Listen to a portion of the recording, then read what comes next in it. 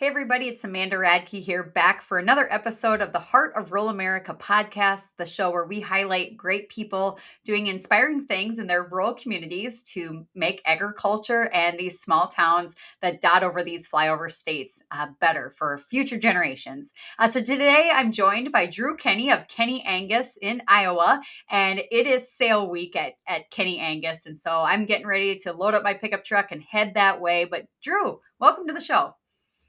Thanks so much, Amanda. If this conversation goes anything like our first initial conversation when we first met at that bull sale or that female sale, it's going to be phenomenal. Oh man, absolutely. We have a lot of topics we could address, and it's fun in agriculture and especially the cattle business having mutual friends that I don't think our paths had crossed till that female sale, and yet we have a lot of paths that cross, just people we know, and so it's fun to start connecting those dots, and then to have a conversation with you and really connect on being service oriented and thinking about using cattle to help other people. I think that's what really sets Kenny Angus apart. And I'm excited to be there on sale day on March 8th. But to kick things off, tell us a little bit about the operation, your family, the cattle, all the things. Yeah, well, my parents actually first got into the Angus seed stock in 1990, but I'm actually a fifth generation beef producer, and my parents being the fourth generation. Family and the beef industry is really run deep in my family. Started back in the beginning 1900s, I think it was. And my great grandpa actually judged the carloads out in Denver. So beef cattle has really run deep. My parents got it started in the registered side in 1990 with really nothing. And how they started, this was before I was even thought of. and so they got it started in 1990. They took off. Picture this: they got in a pickup. They didn't have a livestock trailer. They go over to central Iowa. They had a stock rack in their truck, in the back of their truck. And for those of your listeners that don't know what a stock rack is, it's basically boards and gates on the outside of a pickup bed. And so that's all they had. They went out to this central Iowa sale, picked up two heifers. It was a little probably treacherous bringing them back, but they got them back. And that's how Kenny Angus started. And then how they continued to grow. My parents continued to go to local consignment sales, as in the Iowa Beef Expo, Denver Stock Show, and continued just getting our name out that way. And then we joined forces when I was maybe in high school with a few other producers down in southern Iowa or southwest Iowa. And they started, and it was actually in Dunlap, Iowa, and they started their herd or their sales that way. And then when I came back from college, we started our first production sale. And now we're definitely not where we want to be, but we're really grateful for the people that are supporting us and getting where we want to be. Isn't that the best thing about the cattle business? I think it's so important to kind of stay humble and remember where you started, because I don't know if you're like me, I get kind of impatient. Like, I know where I want to go. It just takes time. It's not overnight. So you can't skip all the hardships and the things, the roadblocks and the steps along the way to build a program. But yet, instead of being impatient, it's like, wow, we came this far. How cool is that? And I mean, your program is growing and moving on elite levels on a national scale in a very fast way, and it's exciting to see. Tell us a little bit about the sale, the date, the location, the offering. Yeah, absolutely. Well, it's every year we have it on the second Friday of March, and this year it falls on March 8th. Everything starts at 11:30 when you kick off speaking. We're super pumped about that. And then lunch will be served at noon, and then the sale will take off at 1 o'clock. We're selling 55 yearling bulls, as well as 15 replacement heifers and around 15 breds and pairs. So that's kind of the gist of our lineup, and we're really excited. Everything's going to be ran through across videos, and all the cattle will be on display sale day. But we're really excited to kick it off with you speaking and continue to take it off. Sales start at 1. Yeah, I'm super, super honored about the invitation to come speak. And I know talking to Sue, we've really chatted about that. This is kind of an open to the public thing. So kids, FFA chapters, community members, all are welcome. We're going to be talking about opportunities and exciting things happening in agriculture. I'll be featuring my children's books. So, like I said, bring your kids along. We'll have the books there. Maybe if there's enough kids around, we'll sneak in a story time or something too. But it's in an effort to teach kids about where their food comes from and highlight good ranchers like you guys who are stewards of the land and the livestock and really are doing something to produce the most nutrient dense food on the planet, and that's beef. And so it's all going to come together on March 8th at Kenny Angus. And I love working with good people that, as I said at the beginning of the show, that have a heart of service. And so I watched your sale last year. I remember it was snowing back home in South Dakota, and I was watching online, and you had a speaker there last year that was a little out of the norm, a little different topic than most guys have probably ever had the opportunity to hear about. Talk to me about bringing a seminar speaker to your sale, and what kind of the intention is behind that. Yeah, absolutely. I think what it comes to is you hit the nail right on the head, is being a servant of other people, and I feel like that's what we're put on this earth to do. And I know I am, to be a servant of other people. We want this to be more than just a bull sale and a cattle sale. And last year, everybody was probably like, "Why the heck are they bringing this motivational speaker to a bull sale?" Right? Mhm. And it was very fulfilling to be able to hear people's comments after that speaker, Mhm. because we wanted to invite our community. We wanted to invite 4-H members, FFA members, because they're our youth. And you're as familiar with this as anybody, as your advocacy in the agriculture industry. They are our youth, and we need to continue to get them involved in agriculture. And what was really fulfilling to me was being able to hear people speak about Damon West and his book, Be a Coffee Bean, and how they said, "I bought this book for my grandkids for Christmas." And I spoke to my church group and told his story. And those things are so much more fulfilling to me than just a wholesale, because we're trying to be a servant of people. And I feel like that's really our obligation as a business owner, is to try to be a servant of other people. And it's so exciting to have people walk in that door, come hear a speaker such as yourself or Damon West, and be able to leave more fulfilled than when they got there, and Mhm. smiling, having a bigger smile when they walk out the door than when they got there. And that's what makes it so exciting and so fulfilling, is bringing a motivational speaker like Damon West and yourself to Kenny Angus on March 8th. And we're really excited about it. Well, and inviting him, it was an edgy move. I mean, he has a heavy subject matter. He's talking about overcoming addiction and the challenges of life. That was a bold hire, a bold theme for a bull sale. Tell me why that topic was important to you and what you really hoped your customers and all the people in the community that were there that day took home from that message. Yeah, I think our biggest thing was we want to help people. People are going through tougher times than what they're willing to talk about. Hmm. And especially in rural America, we don't have a lot of people to talk to around here. And we wanted to be the light at the end of the tunnel. And Damon West's story is exact exemplification of that. He went to prison 8 years ago and got sentenced to life in prison, and he totally flipped his life around. And so what I did before that is what my parents and I did. We invited people that were in had some ins with AA. We want to invite people out to our sale to hear this speaker and be a light that is more than just a cattle sale. And I think that's what Damon West did, is be a coffee bean message.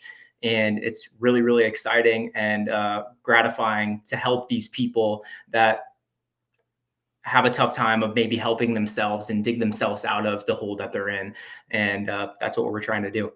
Yeah, I love that.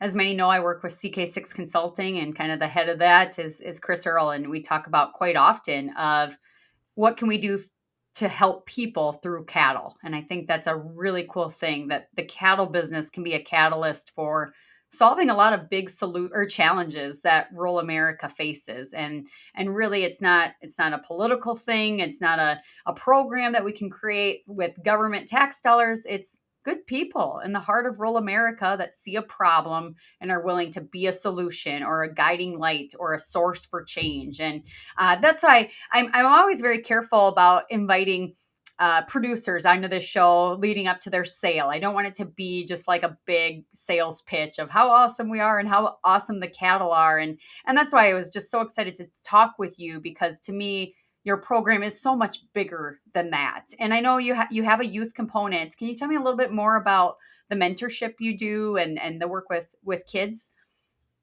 Yeah, well, I was involved in Storm Lake's youth mentoring program. It was probably for 2 years, and I actually invited them out to the sale as well, to for Damon's message, and it was kind of went full circle. So I called Angie Woodford, is her name, kind of one of the heads of Storm Lake's youth mentoring program, and they came down to the sale that day, and and actually, at the end of February here, Damon West is coming back to speak at their sale or Oh, their no. their high school. So it really went for full circle. I didn't know what to expect when I went into this. If this was going to be something positive or people's connotations of it. And yeah, I was actually a youth mentor for the mentoring program up there. And so yeah, it's really fulfilling to do more than be more of service to other people. And it's crazy to think that last year we invited Damon, and now he's going to speak at the Storm Lake Youth Mentoring Program, which I've been involved in. Oh, that's incredible. And I definitely have a big act to follow this year coming into your sale to speak. So I'm going to have to really level up, I think, to match what the impact he had when he was at the sale. Talk to me a little bit about, so your college years, you're an athlete, coming back home to the farm. What did those years look like for you? Yeah, those years, the transition was kind of crazy. You go from having all your friends at college, having all your buddies and running on track, and you're always around surrounded with people. And the big transition, it was kind of tough, to be honest, because you came from having all your friends, being surrounded by all those people, having practice every day, lifting weights, and being around all your buddies, to coming back to rural America. And there's just not a lot of people. So the transition was really tough, to be honest. Mhm. And but now it's kind of nice to be away from people at times, but the but the transition was a little bit challenging. But yeah, I was an athlete and I ran track at South Dakota State, and sprints, 100s, 200s, and 400s, and it was such a fun time to be involved in an agricultural based college, and bringing all the connections and the people that I met at South Dakota State, bringing that back home and being a little bit of influence that I can at Kenny Angus. And actually, I took a couple internships when I was in college, 2 ranches out west, bigger operations that are run by I think some of the best ranchers in the country. And it was really fun to be able to just be around them and form kind of an osmosis, take in all I can, just be curious and ask these ranchers that know more than me of how they got to where they are, what things they're doing that have worked, what haven't they done, and that sort of thing. So it was fun, the whole experience running college track and being involved in those type of organizations. And the internships, I would recommend to any young person that's in college right now to take those internships, because go out and learn from people that are better than you, Yeah. because I think it's so important to learn from people that are more educated, have more wisdom, and just inhale all of that, because I feel like it was so gratifying to be able to be around those people that I could learn from and bring it back home to our family's operation. I totally agree. And there's a humility in that too, right? Realizing like I don't know everything and there's so many things. If I surround myself with the right people, hopefully all their success and their inspiration and how they tackle life and business, hopefully it rubs off on me a little bit. And what's the saying? You're the average of the 5 people you hang out with, and what you're consuming as far as information. It can shape you. What helps to keep you on track? You're a competitive guy. You have a love of learning. You have a love of the genetics. Are there any podcasts or books or resources that you've used that have kind of helped you tackle the cattle business the same way you have tracking, races? Yeah. Yeah, well, people think, I guess, how I am, I'm really not that competitive. I'm not, I know that's probably surprising. But I was really competitive when it came to sports and things like that. But I wasn't competitive against the other people. I was more competitive against myself. Yeah. And I wanted to improve myself because I feel like it's my obligation to become the best possible person I can be, because I feel like that's why I was put here. And a lot of the things I've gone to events across the country, just like kind of we alluded to, the people that are more successful than me, to educate myself, to be surrounded by those people, to continually educate myself. And I've continued to go to seminars. And one of the seminars that I went to, a guy recommended that I read biographies, because you can sit down and read a biography from anyone in the matter of a week if you really want to. Mm-hmm. And they take several years and several lives to build this biography. And you can read all this information, and inhale all that information and learn from what they've failed at, what they've done that's worked, all these things. And those are the main things that really keep me grounded and keep my bookshelf full, to help me realize that I'm pretty ignorant. Yeah. Oh, yeah. And that's funny you mentioned that. I just bought some biographies for my daughter. She just has a love of learning. She's 9, but she acts like she's 15, kind of with just how she sees life. She has all these questions about history now, and I'm thinking, like, in my mind, the best way to learn history is from the voices of the people who lived it, not the textbooks that are perfectly curated to tell us the facts of what happened, but the people who actually experienced it. And so, yeah, she asks me some tough questions sometimes, and I'm like, here's a book, just dive into it, soak into it, and then come with me with questions. But yeah, learning from people's lived experiences, I think, is just a really valuable way to approach life. And on the competitive thing, by the way, that's like classic track. You don't look to the side to see what your guy competing, running against you, is doing, right? You keep uh, focus straight ahead on where you need to go. So I think that makes sense. I still think I would still call you a competitive guy in that regard. But let's talk a little bit about the cattle, the genetics. I love the Kenny Rogers bull. I've got here at Radke Land and Cattle. We've got, within days, we're going to have Kenny Annie pregnancy hit the ground. So I'm wildly excited about her. Maybe let's just start talking about some of those prolific females in the program and kind of what they've done across the country. Yeah, let's go back to square one, back in 1990 when my parents started it. That was one of the sales that they went to, was a Central Iowa sale, but they also went down to a sale down in southeastern Iowa, where they picked up the cow family, the Barbermere cow family. And that's still one of our more prolific cow families in our herd to this day. And they have stood the test of time. Their phenotype is next level. They're really productive, longevity type of females.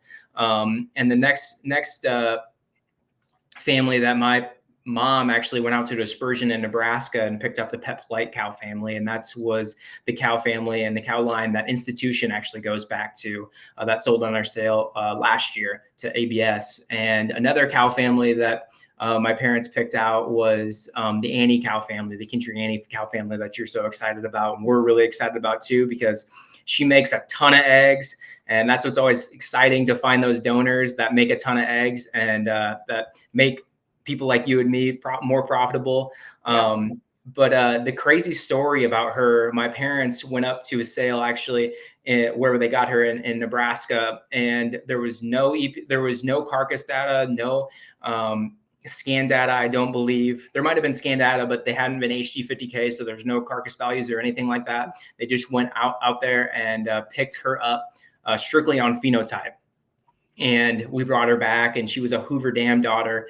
And we ended up DNAing her, and she became one of the top $B animals, Hoover Dam animals in tabulation. So it's super exciting to do that, because it's so fun for me to walk out in a green pasture and see great phenotype, but then go back to the paper and see the EPDs and the performance that stacks up with it as well. So it was fun for my parents to go out and pick her out and bring her back and see that the phenotype and the genotype match, because that's exactly what we're trying to do here at Kenny Angus. Not just a single trait select anything. We're trying to take a balanced approach at a breeding philosophy.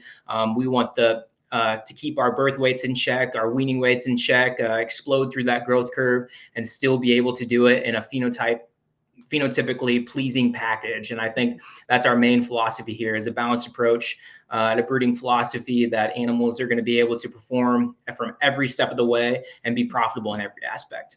Absolutely. Or as my husband says, life's too short for ugly cows. So I it's like Kenny Andy gets it agree with done your for my husband. husband Tyler. He really likes the phenotype. I'm gonna have to post her picture in the show notes or something, because she's just a massive female, deep bodied, square hipped, big footed, feminine. Like she just hits you in the face when you see her picture. So yeah, I'm just like a little biased and super excited for, it's like Christmas Day, right? When that calf that you've been waiting for hits the ground and you're like, oh, this is so great. So And the tell me. fun part about it, she is a big old teddy bear too.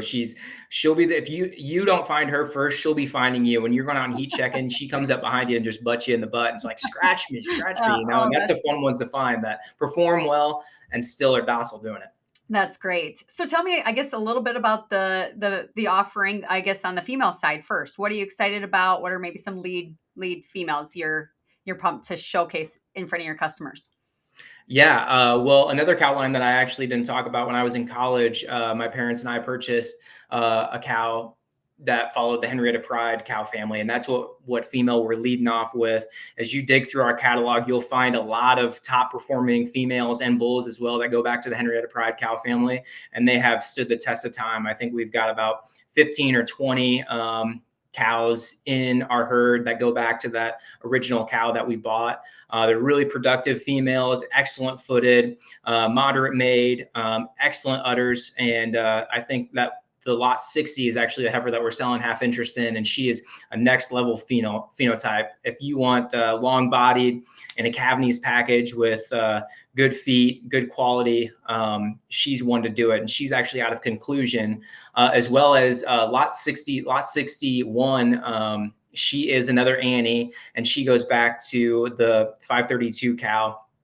And as who's a full sib to, or this 61 is a full sib to Kenny Annie and Kenny Rogers. So she has a next level phenotype as well. And it's really exciting to put the pen with the phenotype, and those two females do it.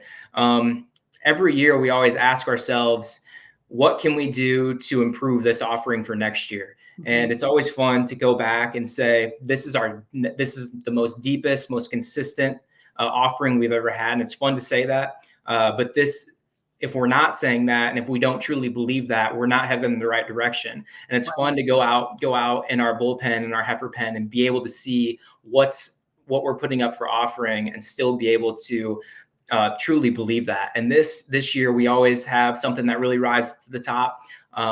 But we have a really deep offering, and some of the sire offerings that we're offering would be some exponentials, basin safe deposit, E&B Wildcat, Pine View Premium, some Man in Black, Sterling Bonds, Keneally Clarity, and Baldridge Pappy. Those would be some of the main sire groups that we're listing, and it's really exciting to be able to walk through your pens and see phenotypes that matches the genotype. And I think this is a true testament of our goals here at Kenny Angus. Wonderful. Well, and it's an interesting time in the cattle business. Prices have been good, and supply is tight. So we're at the lowest numbers in our nation's cow herd since the 60s.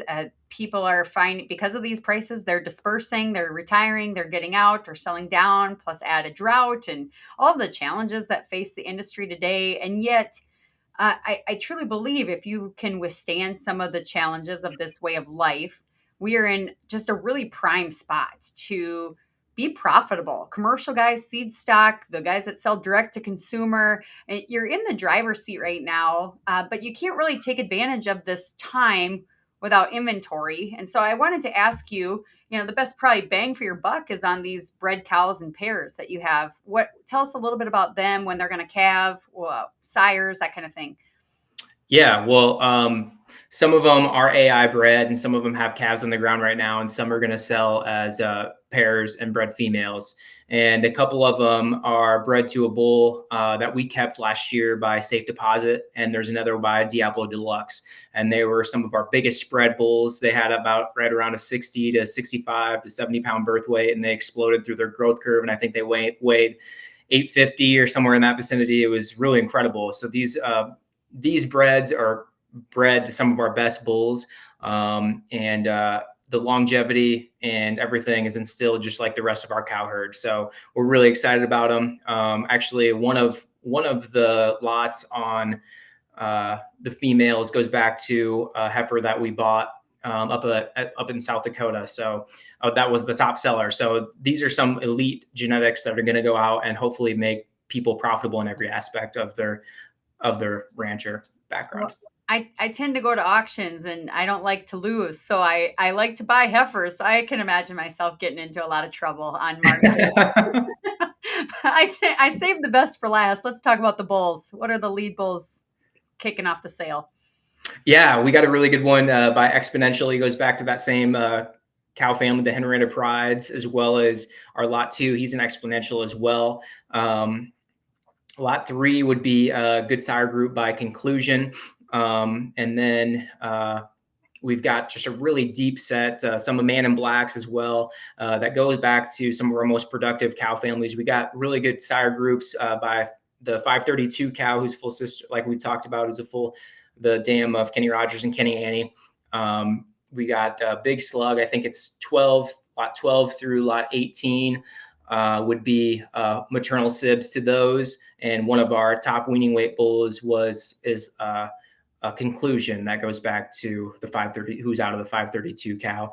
Our one of our top weaning weights would be our lot 11 bull. He's a Pineview Premium, and he is an absolute unit. He'll be an added frame bull that will definitely add performance and carcass quality, as well as maternal capabilities, right, instilled in that bull as well. So those would be kind of our top lots. It's really deep, and we're really, really excited about it, and excited to showcase our offering. Wonderful. Where can folks find information about the sale? Yeah, everything's online at KennyAngus.com. They can go to our bull sale and female sale offering. They can look up all the HD50Ks are on there, as well as the EPDs. If they need added information, they can always email me or go to our social media pages on Facebook and Instagram, and they can see all of our updated information there. And they can always call me or contact me. I'm always happy to help assist any way I can, as well as my mom. She's more than happy to talk about Angus cattle. Yeah. Well, and the sale kicks off at 1 p.m. It's going to be broadcast live on DV Auction. I will note, though, because a lot of people ask, well, can I just watch your speech online? And I say, no, we don't put it online because we want you there in the seats, in the bleachers. And so if you'd like to obviously come and see the cattle, you can connect with anybody at Kenny Angus or our team at CK6 to talk about the offering. But come for the experience too. Come for the meal, come for the seminar, grab some books for the kids. To really, I think one of the greatest things about bull sale season is just that community and that camaraderie of producers coming together. And yeah, it's kind of a grind the winter months, feeding hay and checking waters and calving cows in the mud and snow. And it's a good way to remind yourself you're not alone in this way of life, and that your buddies are there and they'll kind of give you a hard time and also kind of lift your spirits so you can go back home and do what you got to do to stay in this life we love. Kind of transition here in the last 7 minutes of the show. I'd like to hear your perspective on just the state of the beef industry right now, and how you feel as a young producer, things are shaping up as far as opportunities and maybe pathways to success for other young people who are looking at this way of life and want to raise their families this way.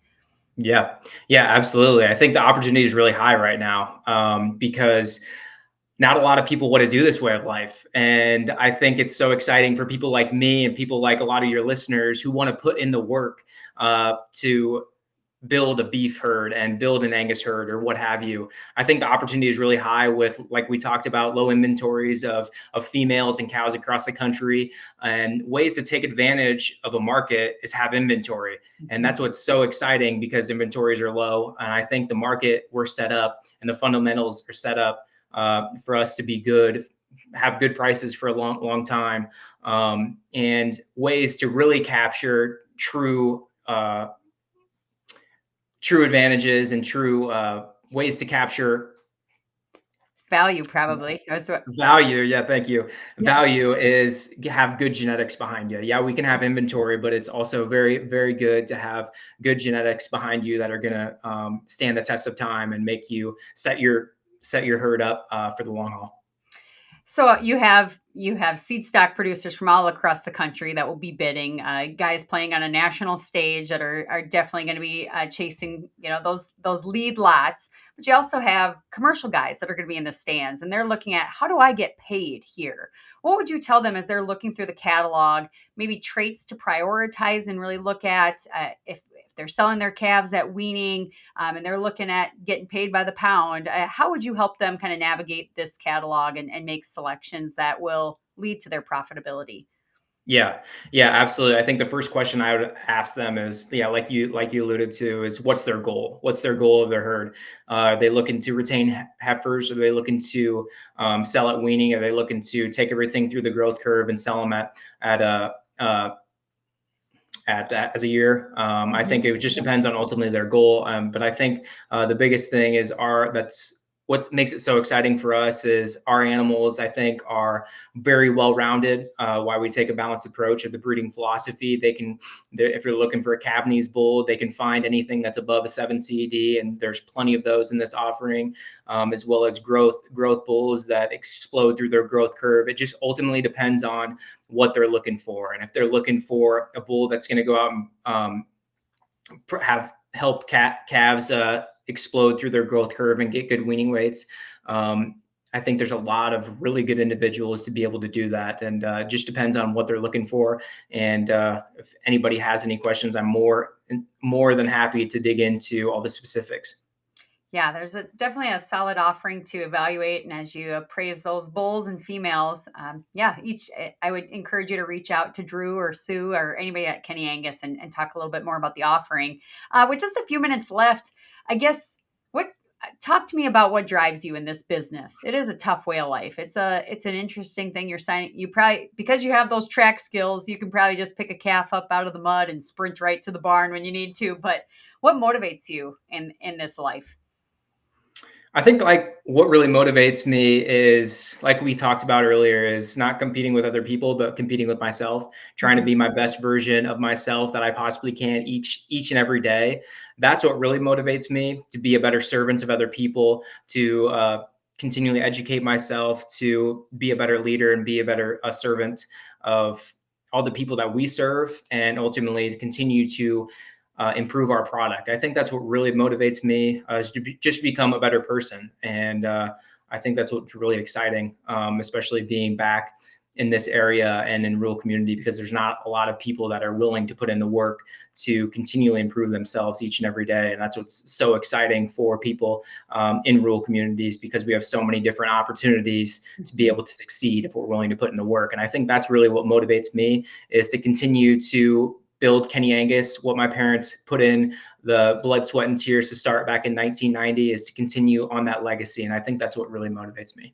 That's great. Well, Kenny Angus, it is a program built around service, around people, around helping their customers succeed and reach their own goals, while also focusing on elite genetics, pedigrees, and performance that pay the cattleman. And they do it all in a way that the phenotype is a reflection of not just studying the numbers on the paper, but it takes an eye really to find the cattle that are attractive and look good on in the pasture and in the feedlot and in the show ring too. And so yeah, if you need it, it's at Kenny Angus, and I'm really proud to be a part of it and to be headed that way to speak. And I got to tell you, I posted the catalog yesterday on social media, and I already have people messaging me that they're planning to come. So there's going to be a lot of Amanda Radke buddies, I guess, showing up. So we'll be crashing the party, but excited to be there. And folks can check out my social media pages too. I'll be posting updates as the sale day gets closer, but hopefully this is some good listening material as you make your way to the sale. And I know the Kenny family is excited to welcome you there on the farm in Iowa. So Drew, we will see you very soon. Thanks for being on the show. And yeah, can't wait to walk through the cattle and see the offering in person. Thanks so much for having me. And before I go, I just want to acknowledge you, Amanda, for I think a lot of people would agree with me that they're very grateful for the work that you're putting in, the educational resources that you're providing the youth, the books that you're writing, the speeches that you're giving, the people that, just like we talked about, all the work that you're doing to help people realize our food doesn't come from the grocery store. Yeah. It comes from hardworking people like you and me, willing to do the work to provide a wholesome product to put on people's plates across the country. And I'm very thankful for the work that you're doing to be not only an agriculture advocate but a beef advocate. And I think a lot of people are very thankful for the work that you do. So thanks again for having me, and excited for March 8th. Oh, well, you're very kind. I appreciate that. And man, this was a great conversation. I hope everybody enjoys it. If you enjoyed this conversation with Drew Kenny, be sure to subscribe to the show. Leave me a comment in the show notes. Let me know if you'd like to hear more stories just like this. And you can tune in every Wednesday for new episodes of The Heart of Rural America. I'm Amanda Radke, and we'll see you on the Dusty Trail.